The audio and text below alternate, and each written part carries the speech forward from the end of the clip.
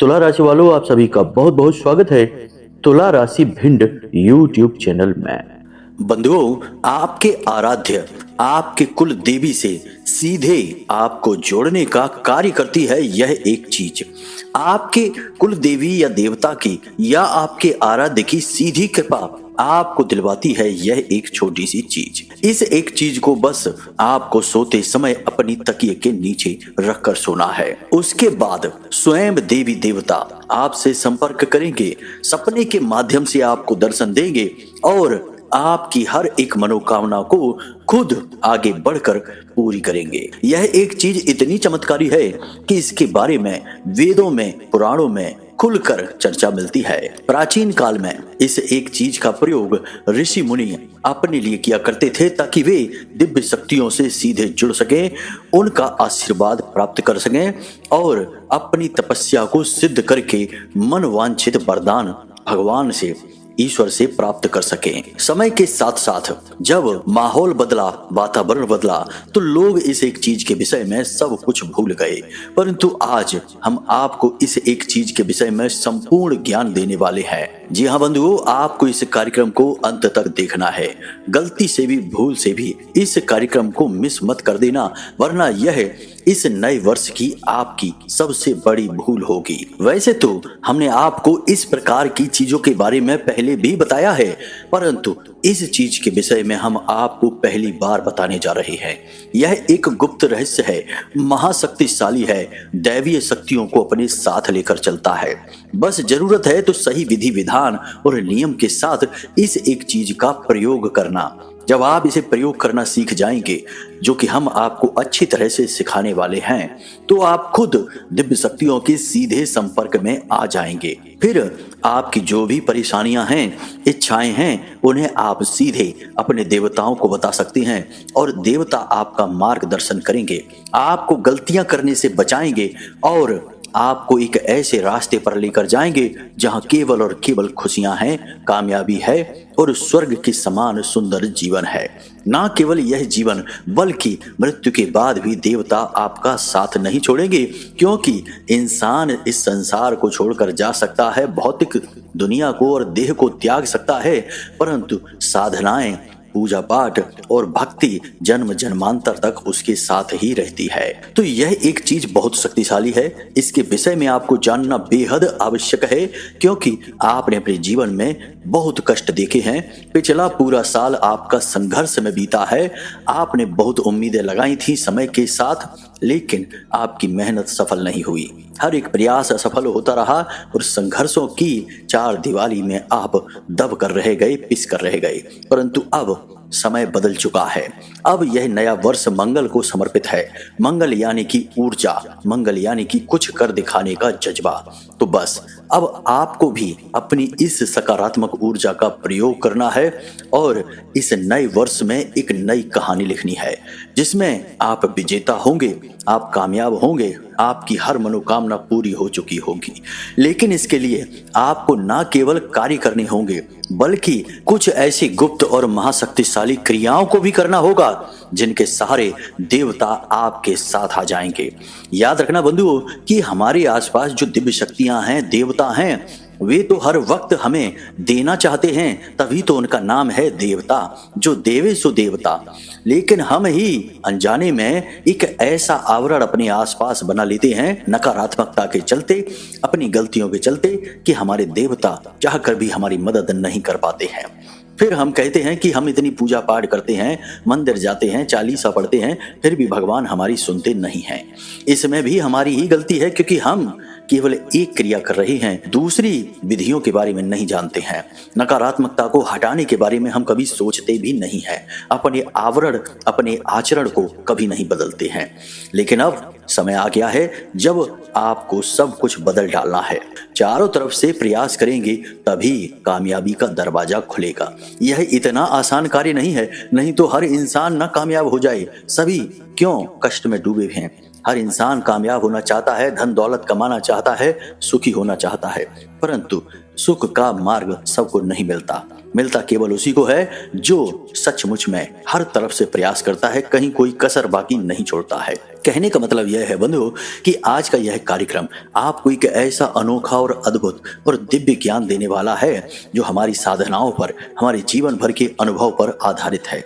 बस आपको इसे पूरी तरह से समझना है, प्रयोग करना है, जीवन में उतारना है और आने वाला वक्त आपका होगा, इस बात की हम गारंटी देते हैं। बस आपको इस कार्यक्रम में अंत तक रुकना है, तभी हमारी मेहनत सफल होगी, माई के लिए हमारी भक्ति भी सफल होगी। तो चलिए बिना समय गवाए माता रानी को याद करते हुए आज इस कार्यक्रम को शुरू करते हैं। कमेंट में लिख डालना पूरे भक्ति भाव के साथ, जय माँ भद्रकाली कृपा करो। महामाई इतनी दयालु है कि आपके ऊपर निश्चित कृपा करेंगी, हमें पूर्ण विश्वास है, बस भाव पक्का होना चाहिए। इसी के साथ साथ बंधुओं, यदि आप इस चैनल कार्यक्रम पर पहली बार आए हैं तो आप इस चैनल को सब्सक्राइब अवश्य कर लें। ऐसा करते ही आप न केवल हमारे बल्कि महामाई के दिव्य परिवार के सदस्य बन जाएंगे, धाम से जुड़ जाएंगे और फिर माता रानी तो अपने परिवार की रक्षा सबसे पहले करती हैं। जी हाँ बंधु, तो जल्दी से माई के परिवार के सदस्य बनिए और कमेंट बॉक्स में लिख डालिए, मैं भी आपके परिवार का हिस्सा हूँ। जब आप ऐसा लिखेंगे तो हमें बहुत अच्छा लगेगा और हमें बहुत सुख मिलेगा कि हमने माई के परिवार में कुछ नए बालक जोड़ दिए हैं। इसी के लिए तो हम प्रयास कर रहे हैं, बाकी महामाई तो है ही हमारा और आपका सबका कल्याण करने के लिए। तो चलिए बंधुओं, इसी शुभ विचार के साथ आज के इस कार्यक्रम को शुरू करते हैं, मूल विषय पर आते हैं।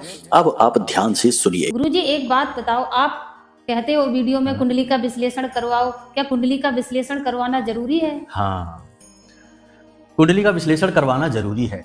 क्यों जरूरी है? देखो, जैसे हम बीमार होते हैं तो हम डॉक्टर के पास जाते हैं, अपनी रिपोर्ट लेकर जाते हैं और रिपोर्ट के आधार पर डॉक्टर हमें दवाइयां देता है और वे दवाइयां जब हम खाते हैं तो हमें आराम भी मिलता है और हम जल्दी ठीक भी हो जाते हैं। बजाय इसके कि हम ऐसे ही अंदाजे से दवाइयां लेते रहें, खाते रहें, कभी ठीक होंगे, कभी नहीं होंगे, कभी रिएक्शन भी हो सकता है। आपकी कुंडली जो है वह आपकी रिपोर्ट है, आपका एक्सरे है कि आपके जीवन में कहाँ कष्ट है, कौन सी ग्रहों की दशाएं हैं जो आपको रोक रही हैं, परेशानी आपके जीवन में पैदा कर रही हैं। कोई दोष तो नहीं है, जैसे पितृ दोष होता है, ग्रहों से अलग अलग ग्रहों से जनित होता है, कोई अनिष्ट ग्रह योग तो नहीं है, कोई बाधा तो नहीं है। तो ये आपकी रिपोर्ट है। अगर आप अपनी रिपोर्ट दिखा देंगे तो आपको सटीक समाधान मिलेंगे, समस्याओं का सही कारण पता चलेगा और जीवन में खुशहाली आएगी। नहीं दिखाएंगे तो अंदाजे से दवाइयां लेते रहिए, ठीक होने की कोई गारंटी नहीं है। बंधुओं, एक कहावत कही जाती है, विनाश काले विपरीत बुद्धि। जब इंसान का बुरा वक्त आता है तो उसकी बुद्धि एकदम उल्टी हो जाती है। वह ऐसे कार्य करने लगता है कि बर्बादी उसका इंतजार करती है और एक दिन वह उसी बर्बादी में डूबकर मिट जाता है। लेकिन ठीक इसके विपरीत भी एक कहावत है जिसे आपने शायद कभी सुना नहीं होगा, क्योंकि लोग नकारात्मक बातों को ही करते हैं और उन्हीं में रस भी आता है लोगों को। तो इसकी विपरीत कहावत है, उत्थान काले अनुकूल बुद्धि। यानी जिनके जीवन में उत्थान होना होता है उनकी बुद्धि इतनी अनुकूल हो जाती है कि वे केवल अच्छे अच्छे कार्य करते हैं, अच्छे मार्ग पर चलते हैं और ऐसे फैसले लेते हैं जो उन्हें उन्नति की ओर ले जाते हैं। यह समय का परिवर्तन होता है, यानी कि समय में इतनी शक्ति है कि वह किसी को भी कहीं भी पहुंचा सकता है, राजा को रंग और रंग को राजा बना सकता है। तो बस बंधुओं, समय आपका भी अब बदलने वाला है। आपके जीवन की परेशानियां, नकारात्मकताएं और कष्ट का समय अब जाने वाला है। लेकिन इस बदलते समय का पूरा लाभ आप तभी ले पाएंगे जब आप प्रयासरत रहेंगे। कहावत कही जाती है ना बंधुओं कि डूबते को तिनके का सहारा। तो आपने जो भी अपने जीवन में प्रयास किए हैं वे तिनके के समान थे, लेकिन अब ईश्वर का, भगवान का हाथ आ रहा है आपकी मदद करने के लिए। यह जो नया वर्ष है यह आपके जीवन में कई प्रकार की खुशियां लेकर आएगा। हाँ, थोड़ी बहुत नकारात्मकताएं अवश्य होंगी, लेकिन आपका उद्धार भी होगा, यह बात निश्चित है। क्योंकि बंधुओं, हम आपको बता दें कि पिछला वर्ष तो शनिदेव को समर्पित था और शनिदेव कभी जीवन में किसी को आगे बढ़ने देते ही नहीं हैं। उनकी खुद की चाल बहुत धीमी है तो वे जीवन की गति को भी बहुत धीमा कर देते हैं।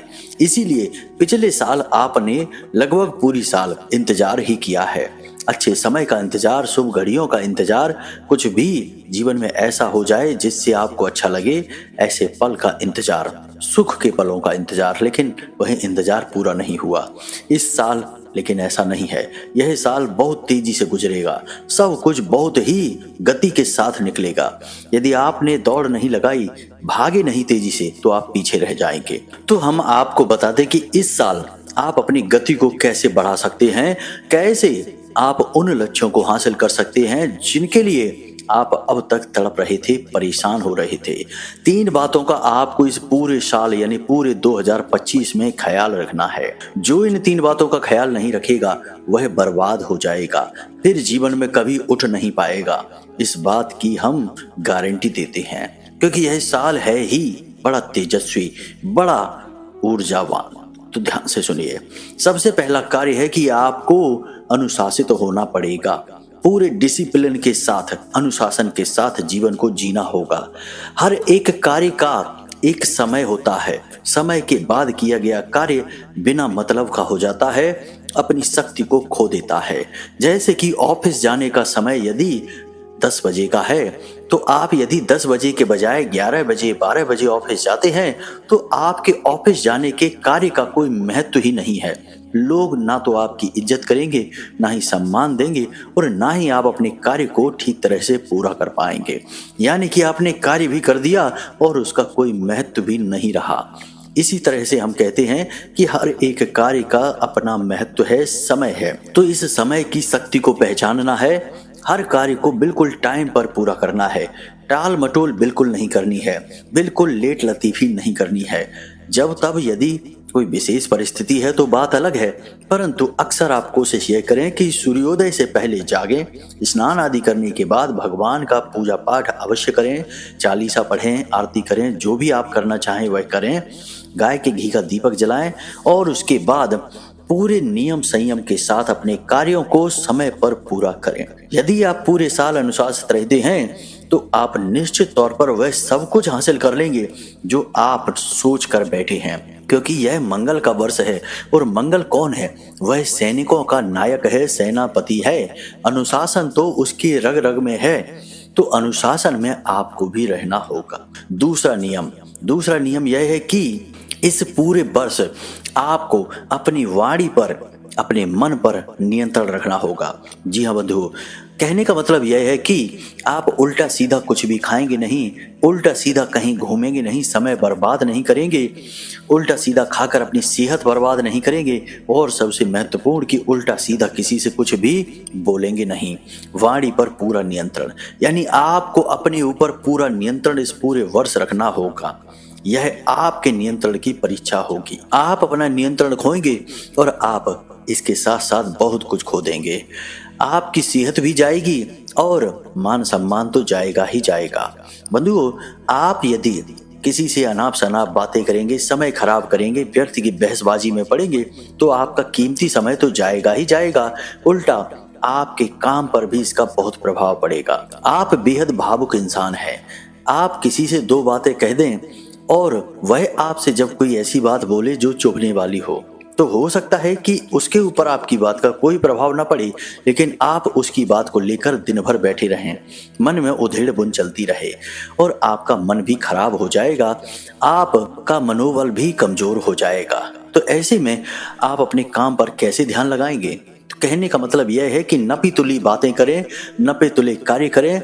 कोई भी कार्य करने से पहले यह जरूर सोचें कि कहीं इसका कोई साइड इफेक्ट आपको प्रभावित तो नहीं करेगा। ऐसा सोचकर यदि आप चलेंगे तो निश्चित तौर पर इस 2025 में आप 100% कामयाब होंगे। मंगल के अनुरूप आप चल रहे हैं। अब तीसरा नियम है, यह इन दोनों नियमों से सबसे ऊपर है। जी हाँ बंधुओं, यह नियम ऐसा है जो आपको भगवान से जोड़ता है।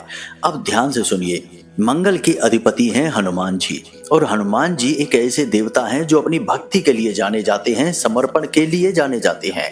तो आपको भी यही स्वभाव अपनाना होगा। हमने अपने बहुत सारे कार्यक्रमों में अब तक लोगों को इस वर्ष का श्रेष्ठतम उपाय हनुमान चालीसा बताया है। इसीलिए तो बताया है क्योंकि हनुमान चालीसा में इतनी शक्ति है जो आपके अंदर भक्ति की आग को जला सकता है।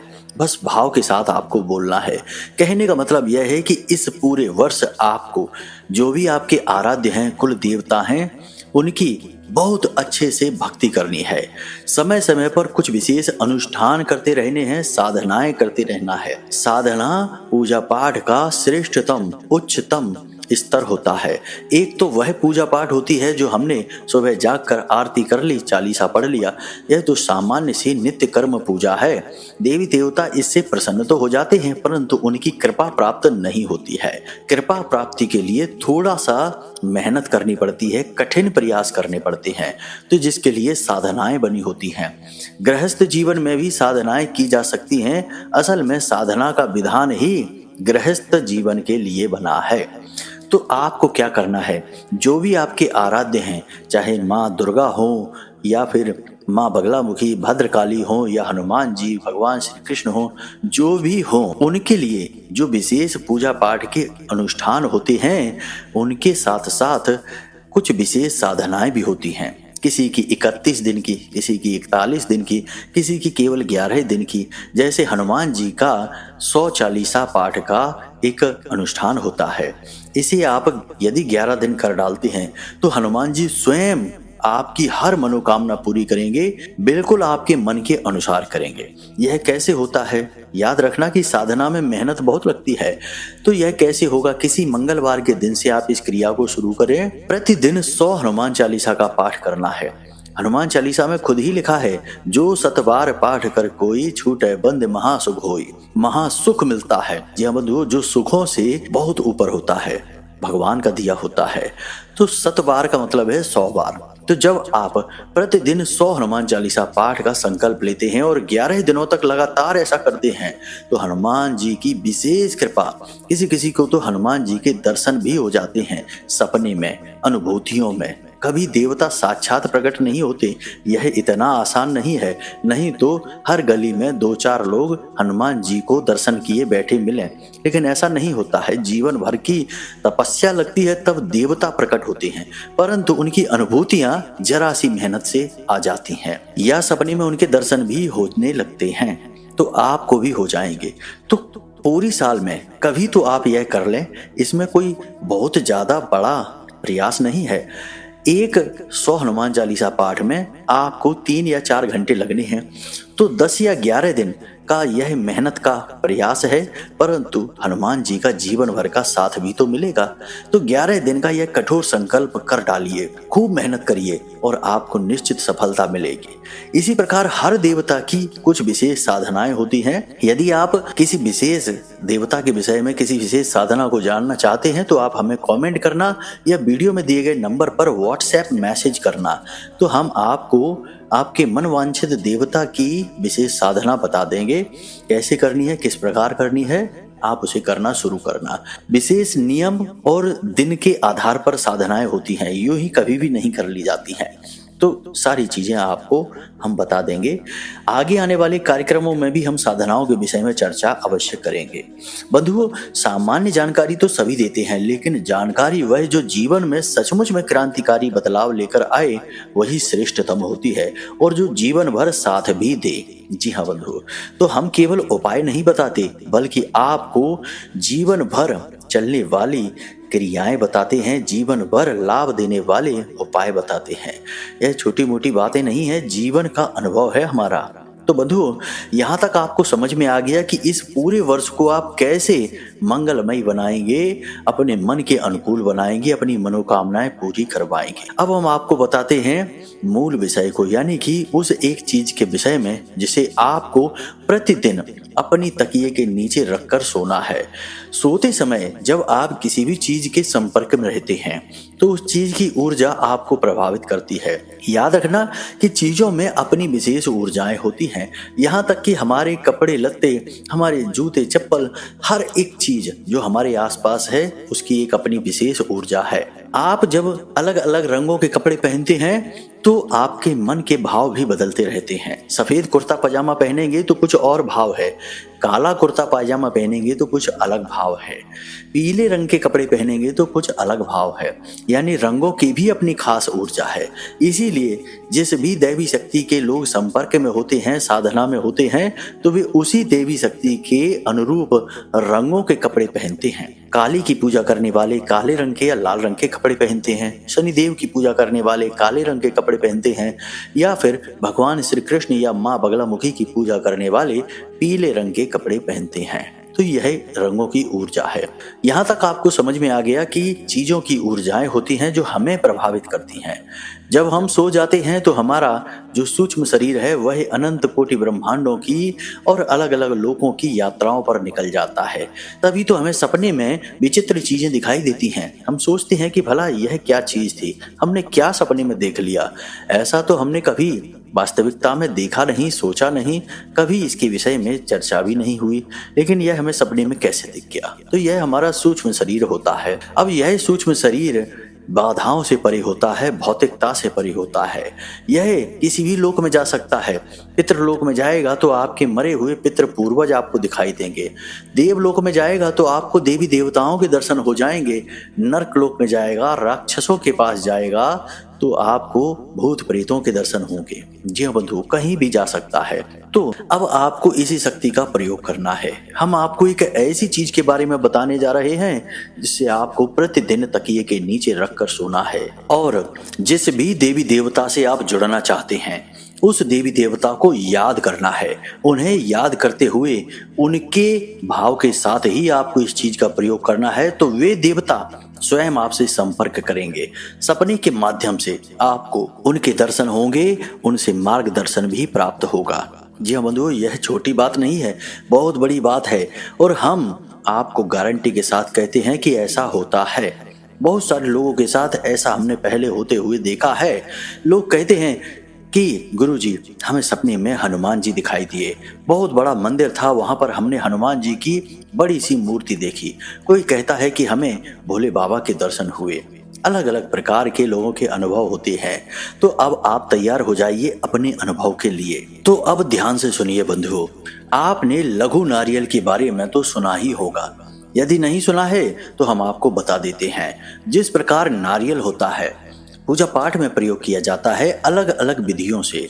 नारियल को जागृत शक्ति माना जाता है और देवी देवताओं को नारियल का प्रसाद या भोग इसीलिए लगाया जाता है क्योंकि यह सीधे सीधे देवी देवताओं से संपर्क बना सकता है। कई बार आपने देखा होगा कि जब लोग पूजा में चढ़ाने के बाद नारियल को फोड़ते हैं तो वह अंदर से बिल्कुल काला निकलता है। तो लोग कहते हैं कि देवताओं ने इस नारियल को ग्रहण कर लिया है, इसीलिए यह सूख चुका है, काला पड़ चुका है। इसी प्रकार अलग अलग प्रकार के नारियल के प्रयोग भी होते हैं। गुप्त प्रयोग होते हैं, कुछ तांत्रिक होते हैं, कुछ सात्विक होते हैं, लेकिन हम फिलहाल आपको पूर्ण सात्विक प्रयोग बता रहे हैं। आपको बिल्कुल भी घबराने की, डरने की आवश्यकता नहीं है। ध्यान से सुनिए। लघु नारियल नारियल का ही एक छोटा रूप होता है, लेकिन नारियल से कहीं ज्यादा शक्तिशाली होता है। इसे बीज नारियल भी कहते हैं और सूक्ष्म नारियल के नाम से भी जाना जाता है। लेकिन लघु नारियल आज के समय का नाम है, इसलिए आप इसे आसानी से ढूंढ पाएंगे। तो आपको बाजार से 2 लघु नारियल लेकर आने हैं। लघु नारियल की खासियत यह होती है कि इसे हमेशा जोड़ी में ही खरीदा जाता है, अकेला नहीं। तो 2 लघु नारियल आपको लेकर आने हैं। दोनों लघु नारियल को गंगा जल छिड़क कर शुद्ध कर लेना है और पवित्रता के साथ इन्हें अपने पूजा घर में रख देना है, लाल कपड़े में लपेटकर। अब यह क्रिया आपको करनी है शनिवार के दिन। किसी भी शनिवार के दिन आप इस क्रिया को करेंगे। आपके मन वांछित देवी देवता को भाव में रखते हुए, मन में रखते हुए, जैसे आप हनुमान जी के दर्शन करना चाहते हैं, उनसे जुड़ना चाहते हैं, उनकी भक्ति करते हैं, तो हनुमान जी के लिए मन में भाव रखें।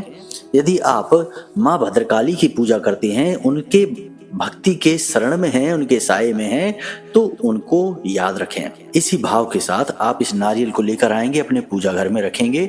शनिवार के दिन ही इस क्रिया को किया जा सकता है, इसे याद रखें, रात्रि के समय। तो अब आपको स्नान आदि करने के बाद रात्रि के समय अपने पूजा घर में जाना है। बहुत ही सरल क्रिया है, कुछ खास नहीं है, परंतु इसका प्रभाव बहुत बड़ा है। लाल रंग का आपको कोरा कपड़ा चाहिए और लाल धागा, जिसे हम कलावा या रोली भी कहते हैं, इसका प्रयोग आपको करना है। तो आपको अपने पूजा घर में जाना है। स्नान आदि करने के बाद एक चौकी बिछानी है, उस चौकी के ऊपर लाल कपड़ा रखना है और उस लाल कपड़े में आपको ये दोनों नारियल, जी हाँ बंधु, इन दोनों नारियल पर आपको वह लाल धागा, जिसे कलावा कहते हैं, उसे लपेट देना है। हर नारियल पर 7 बार लपेटना है। ये जोड़ी है नारियलों की और इस जोड़ी के ऊपर आप इस धागे को लपेटने के बाद आप लाल रंग का सिंदूर लगाएंगे, इन नारियल का पूजन करेंगे और इन नारियल को उसी दिव्य शक्ति का स्वरूप प्रतीक मानकर ही पूजन करेंगे और इसके बाद गाय के घी का दीपक जलाकर पंचोपचार से इसकी पूजा करेंगे। याद रखना, किसी फोटो या तस्वीर की आवश्यकता नहीं है, क्योंकि यहाँ नारियल ही उस दिव्य शक्ति का स्वरूप बनेंगे। प्रसाद वगैरह चढ़ाएंगे, दीपक जलाएंगे और पंचोपचार से पूजा करने के बाद आप इन नारियलों में से एक नारियल को लाल कपड़े में लपेटकर अपने पूजा घर में उसी दिव्य शक्ति के पास रख देंगे।